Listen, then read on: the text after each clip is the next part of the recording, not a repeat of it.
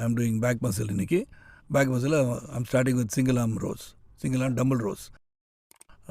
Starting with 12.5 கிலோஸில் நான் பண்ணுறேன். அதுக்கப்புறம் நான் வந்து கேபிள் க்ளோஸ் கிரிப் ரோஸ் பண்ண போகிறேன்.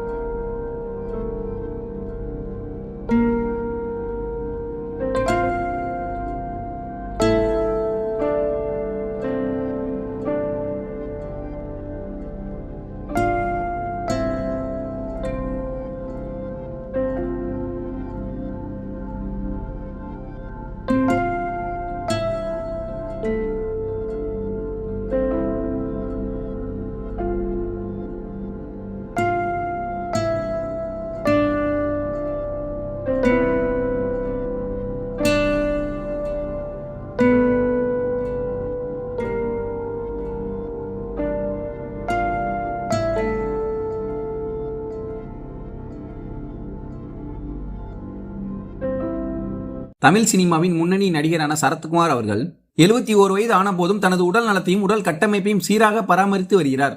சரத்குமார் உடற்பயிற்சி குறித்து அவர் பகிரும் வீடியோக்கள் தற்போது சமூக வலைதளங்களில் ரசிகர்களின் பாராட்டை பெற்று வருகிறது.